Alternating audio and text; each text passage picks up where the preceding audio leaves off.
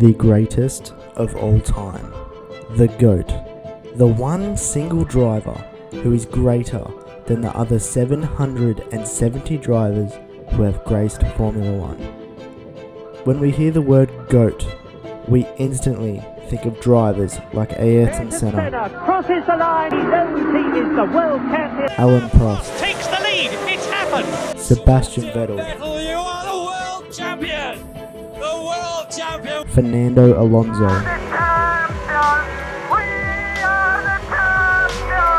Juan Manuel Fangio, Jim Clark, won his 17th Grand Prix. and of course, Michael Schumacher and Sir Lewis Hamilton. So who is the GOAT? Well, it's complicated. There are just too many variables. These are things like rules, regulations, quality of opposition, the amount of races in a season, the tracks on the calendar, injury, and even the quality of that driver's car. With all of these variables, how can we evenly judge these drivers against themselves? How would that be fair? Imagine we could remove all of those variables, make it an even, clean slate. And why has no one done this? Well, let's do it. We're going to be using F1 2021. They have gifted us this opportunity, giving us icons. Although, this obviously won't be 100% accurate, and we can't use all the icons from 1950, but this is our best chance. The drivers we're going to be using are Fernando Alonso, Sebastian Vettel, Sir Lewis Hamilton, Ayrton Senna, Alan Prost, and Michael Schumacher. These are the rules. We will have the equal best car on the grid, standard damage, regular safety car. I will be entering every single race in a 23 race season at 100% race distance, and retiring before qualifying and the race. It will feature every track except China. The drivers will be judged on one season in the FOM car, with statistics such as points, qualifying position and delta, finishing position and delta, fastest lap, and the delta from the leader or the second car if they achieve the fastest lap, number of DNFs, and positions gained and lost.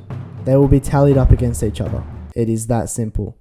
Before we get into it, this video took me probably 2 months to make, so if you do enjoy, even a little bit, consider subscribing. Let's get into it. This is the car the men will be driving. They will have this bad boy for the entire season. In my opinion, the sexiest car livery of all time. Amazing defensive driving by Fernando Alonso! Let's kick it off with Fernando Alonso. Probably one of, if not the most exciting person to watch throw around a race car.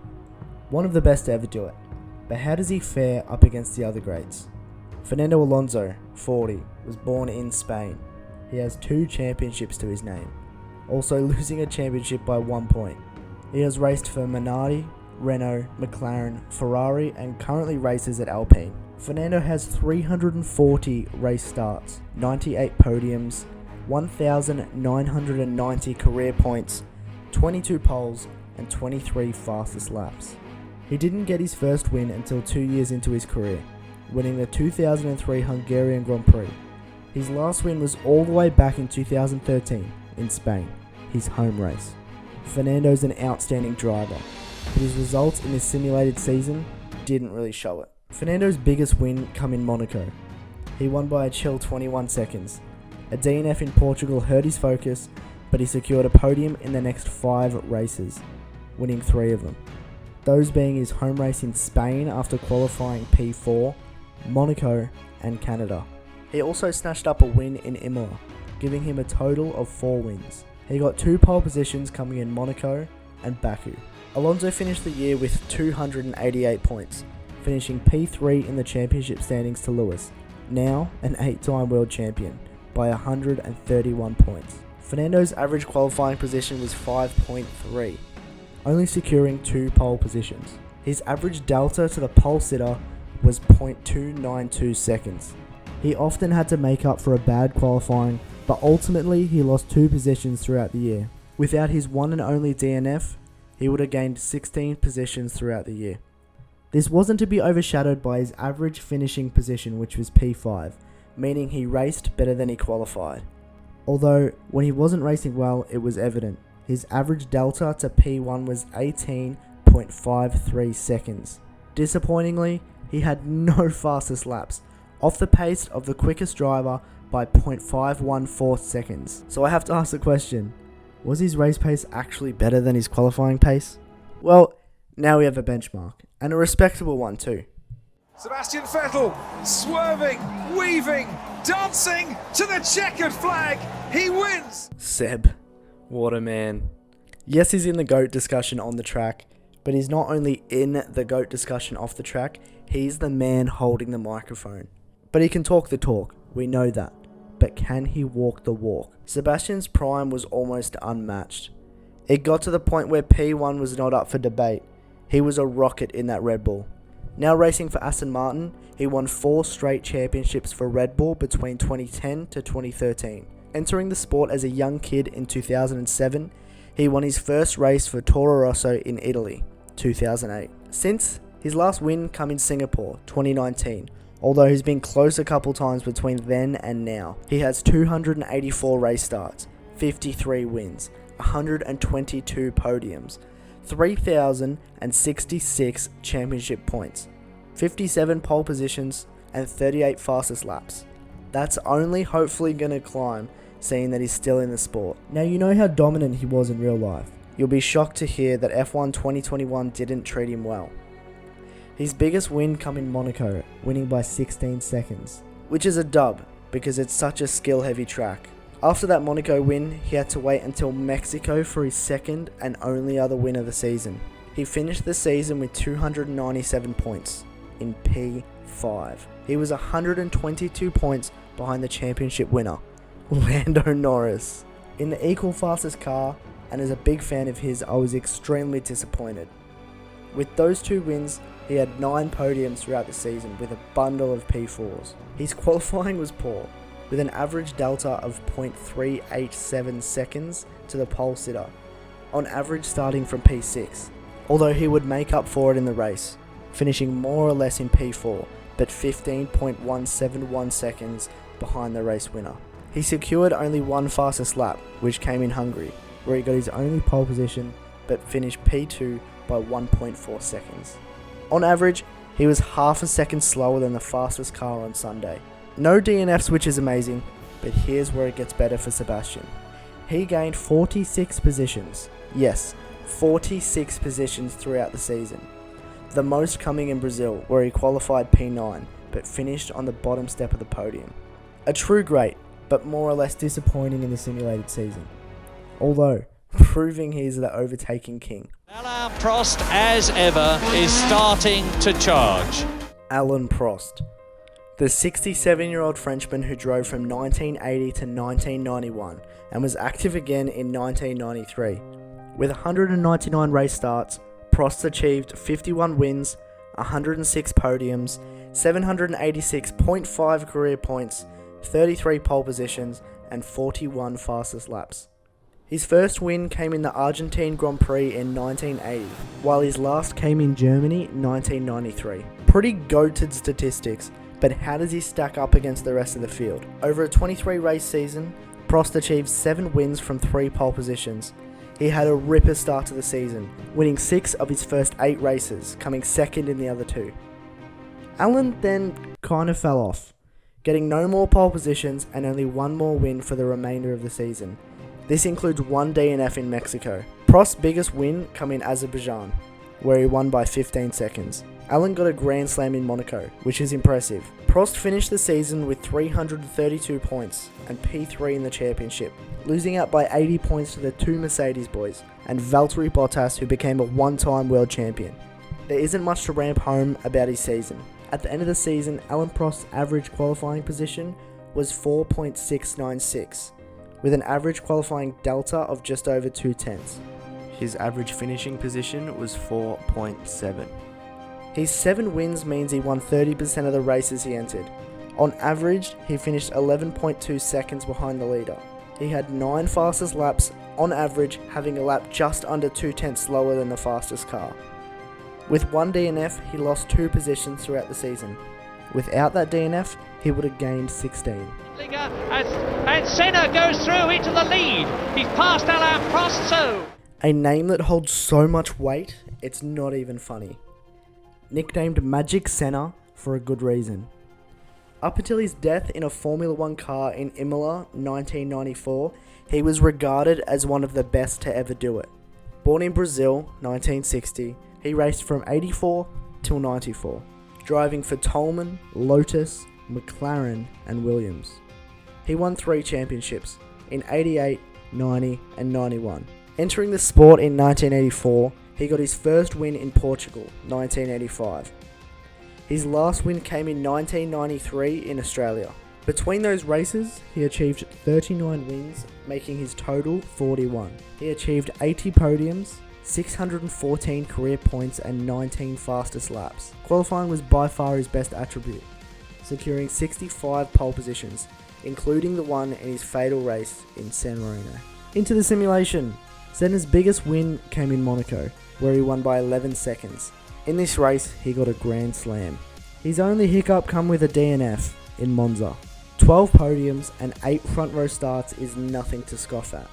Ayrton finished with 343 points, P3 in the championship. That was with a 75-point gap to championship winner Lewis Hamilton, who became a 9-time world champion. Senna smashed qualifying. He got 5 pole positions, but on average, his starting position was P3.6, only 0.185 seconds behind the pole time. He converted 3 of these into wins, but only won 1 more race for the season, coming from P2 on the grid in Singapore, a great track for the FOM car. During the 22 out of 23 races he completed, on average, he would be 11.6 seconds behind the lead car. 4 fastest laps coming in Bahrain, Monaco, Canada and France. He was on average 0.258 seconds behind the fastest lap on a Sunday. Senna's highlight would have been his podium in Brazil, finishing P2 behind the championship winner Sir Lewis Hamilton. Lewis Hamilton wins the Turkish Grand Prix and is a 7-time champion of the world. Speaking of which, let's talk about Sir Lewis Hamilton. Is he arguably the greatest driver of our generation? Is it even a question? Born in 1985, Hamilton's career to date is impressive, so I'll just list it. 295 race starts, 7 championships, equal most in history. 103 wins, more than anyone in history. 183 podiums, more than anyone in history. 4,215.5 points, 103 pole positions, 59 fastest laps. Lewis's career started in 2007, winning his first Grand Prix in Canada in the same year. His last win in his still active career was in Saudi Arabia last year, 2021. Lewis Hamilton has also lost 2 championships in close fashion. One was by a point to Kimi Räikkönen, and the other on the very last lap to Max Verstappen in 2021. Here's what the simulation says. Lewis Hamilton obtained 7 wins, meaning he won 30% of the races he entered. 10 pole positions, meaning he was the fastest man on a Saturday, just under half the time. Hamilton's big win come in Singapore, where he won by 43 seconds, becoming a 10-time world champion, winning his championship by 78 points. Sir Lewis Hamilton also won his home race around Silverstone, securing pole by 0.047 seconds and winning by just under 8. Let's continue to list Hamilton's achievements this year. 424 points, 10 pole positions with an average starting position of P3, with an incredible delta of 0.066 seconds. His 7 wins led him to an average finishing position of P2.8, finishing 10.2 seconds behind the leader. He achieved 9 fastest laps with an average delta of 0.067. An impressive but expected 0 DNFs. Gaining 3 positions throughout the whole season, but I guess it's hard to gain positions when you start on pole 44% of the time. Man oh man, what a career this man had. Born in 1969, Michael's first race was in 1991 for the Jordan team. He had 308 race starts, and a recently equaled 7 world titles. 91 wins, 155 podiums, 1,566 career points, 68 pole positions, and 77 fastest laps. After his debut in Belgium 1991, he won his first race in Belgium 1 year later. His last win came in China 2006, racing for Jordan, Benetton, Ferrari and Mercedes throughout his career. How does this great compare to the 5 other drivers we've gone through today? To say the least, it's impressive. 448 points, more than anyone. He won 60.87% of the races he entered. That's 14 wins along with 9 pole positions. Michael's biggest win came in Monaco, where he crossed the line 38 seconds before second place. Michael Schumacher became an 8-time world champion, absolutely storming to a comfortable clinch in Brazil. His average starting position was 2.7, with the lowest delta to pole 0.044. His average finishing position was 3.6. That's so close to a podium. Thanks to his 14 wins out of 23 races, his average delta to second was minus 3.314 seconds. That means he had enough wins and good finishes that he was the delta to first. In fact, Michael finished on the podium 18 out of 23 races. He even won 8 out of the last 9 races, no thanks to one of his 2 DNFs in Japan. Michael Schumacher ended the season with 9 fastest laps, with an average delta of 0.119 seconds to the fastest man on track. He finished the season with a position loss of 21, which would have been a gain of 6 without his DNFs. But then again, like Lewis, how is he meant to gain positions if he starts on pole 9 times and P3 or higher 19 times? So there you have it, all of the important stats from a Formula 1 season between all the greats with much less variables. Let's break it down. Most points, Schumacher. Best average qualifying position, Schumacher. Best qualifying delta, Schumacher, and only just. Best average finishing position, Hamilton. Best finishing delta, Schumacher, and it wasn't even close.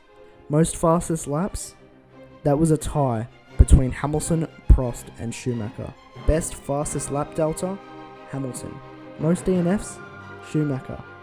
Most positions gained, Sebastian Vettel, by a long shot. Take that as you will, but personally, who do I think is the GOAT?